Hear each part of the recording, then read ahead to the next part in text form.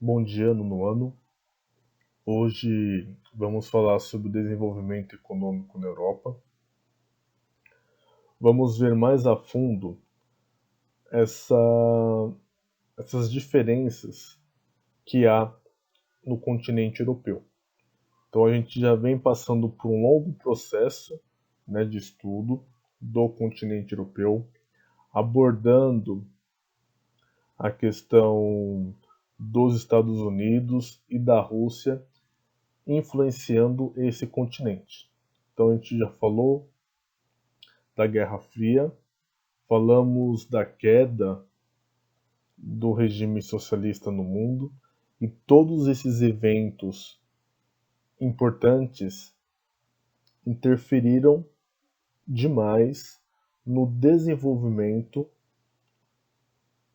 da Europa. E também por conta desses eventos, essa distinção de quem estava do lado capitalista conseguiu se desenvolver e quem estava no lado socialista, por conta de inúmeros enfrentamentos, esse desenvolvimento ele ficou atrasado dentro dessa lógica capitalista, que a partir da década de 90 se tornou um único modelo ideológico vigente no mundo. Bom, falamos também, tem como base as revoluções industriais. Então isso aqui remete até antes mesmo da divisão entre capitalistas e socialistas. Então quando eu falo da revolução industrial, eu falo de marcos extremamente importantes para o desenvolvimento dessas sociedades, desses países. Vocês devem lembrar que toda vez eu acabo entrando nesse assunto. Dentro da ideologia atual capitalista, eu não tenho nenhum país desenvolvido sem a participação maciça do setor industrial na sua economia. Então não há outro modelo no mundo que mostre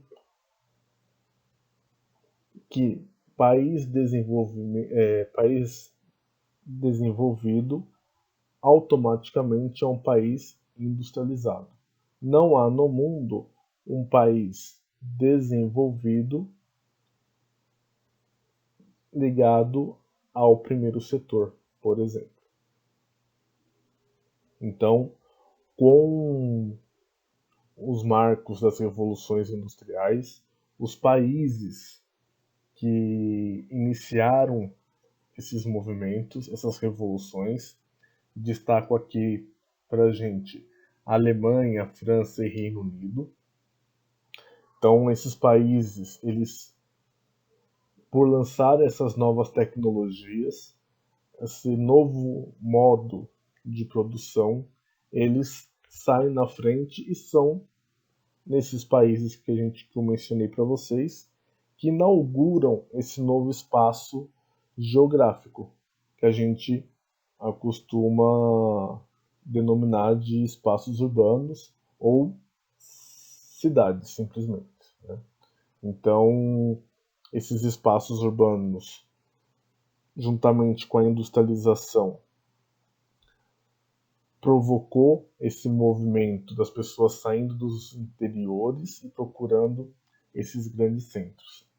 Na página 256, vocês vão verificar no mapa produção industrial e reservas minerais.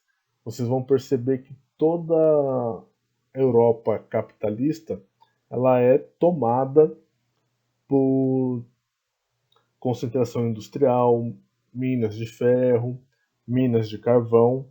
Aqui nessa tela, vocês têm tendo uma noção também de como esses recursos naturais estão sendo distribuídos, né, nesse continente.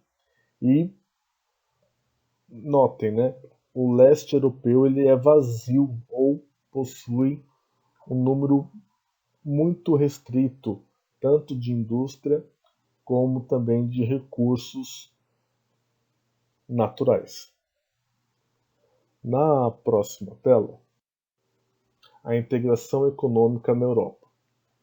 Então, como eu havia falado para vocês, além do elevado grau de industrialização, os países ocidentais, então quando eu falo países ocidentais, eu estou falando dos países capitalistas, também possuíram, né, um processo extremamente de alta urbanização. A maioria da população vive nas grandes cidades e trabalha hoje, né, no ramo do comércio e do serviço. Uma parcela menor da população trabalha no setor industrial. Então, a gente já viu isso nas aulas anteriores. A gente percebe que essas revoluções industriais têm como marca a introdução de máquinas dentro dessa produção. Essas máquinas tendem a diminuir a oferta de trabalho dentro das indústrias. Então, a cada ano que passa, essas ofertas de vaga de emprego nas indústrias elas diminuem e, por conta disso, as pessoas vão procurar outros setores para trabalhar, como diz aí o texto, na questão do comércio e serviços. A gente consegue perceber isso aqui no Brasil muito claramente, principalmente na região ali de São Bernardo do Campo, onde as grandes indústrias automobilísticas, boa parte delas, a cada ano que passa, aumenta o processo, a introdução de máquinas, ou até mesmo elas estão saindo dessas cidades e estão procurando outros lugares para montar as suas plantas industriais. Mas enfim, é fato, as indústrias elas estão a cada ano que passa, não só na Europa, mas no mundo inteiro, a cada ano que passa, a oferta de vagas no campo industrial ele diminui, porque há um elevado e crescente processo de introdução de máquinas na, na produção. Então, esses países ocidentais, né, na Europa, eles tiveram tempo para passar por esses processos. Enquanto isso, a gente vai ver na próxima página, o leste europeu ele não teve esse processo. Então, ele praticamente ele vai pular esse processo de industrialização e vai estar muito claro para a gente que esses países do leste europeu ainda têm uma ligação muito forte com a produção agrícola.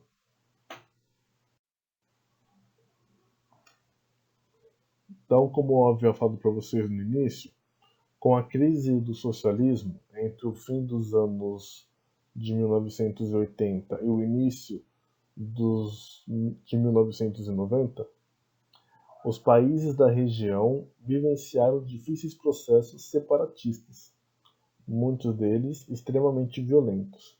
Então a gente vem acompanhando que os países do leste europeu eles buscaram uma maior independência e assim que eles consolidaram esse processo de independência, lembrem lá da fragmentação da Iugoslávia, né? Aquilo ali é algo muito claro para a gente. Então, após esse processo de fragmentação, esses países, de uma certa forma ou de outra, buscavam se alinhar aos países ocidentais dentro do continente europeu. Então, a gente vem acompanhando o incremento, né, desse bloco da União Europeia cada vez mais. Há países interessados em adentrar nesse bloco. Tivemos aí recentemente a questão da saída do Reino Unido, mas ainda assim a União Europeia é um bloco extremamente forte e que ele possui aí inúmeras garantias que podem até contribuir com o maior desenvolvimento desses países que estavam lá associados ao socialismo, a proporcionar para a sua população uma melhor qualidade de vida. Então, esses países adentrando na União Europeia, eles tendem a se desenvolver de uma maneira mais fortalecida. Tá? Isso não quer dizer, pessoal, que esses países que lá atrás estavam ligados ao socialismo se tornem países desenvolvidos ao mesmo nível dos países, dos principais países da Europa, como Alemanha e França. Tá? Isso aí é um longo processo e pelo modelo capitalista que nós temos hoje, esses países do leste europeu, eles até podem se desenvolver, mas nunca eles vão chegar ao nível desses países maiores da Europa, porque eles dependem desses de França e Alemanha. Então, a partir do momento que eles dependem de um outro país para se desenvolver, dificilmente eles vão ter condições de ultrapassar a qualidade de vida já oferecida nesses países mencionados. Tá? Então, tem uma outra questão, né? A China. A China, por si só, ela vem se desenvolvendo. Ela vem criando o seu próprio método industrial ou financeiro. Em nenhum momento ela se alimentou através das regras estabelecidas pelos Estados Unidos. Não. A China, ela por si só criou as suas condições e hoje ela é um potencial país a tirar dos Estados Unidos esse trono de superpotência. Então a China ela vem em um processo de desenvolvimento e esse desenvolvimento que ela vem praticando, ela não depende praticamente de nenhum país. Ela criou as suas ferramentas, as suas leis e vem se desenvolvendo. Então, a gente finaliza, né, a aula hoje. Eu vou pedir para vocês, como método de reforçar o conhecimento, fazer os exercícios das páginas mencionadas, da página 256 até a página 260 do capítulo 3, tá bom? Bons estudos e até a nossa próxima aula.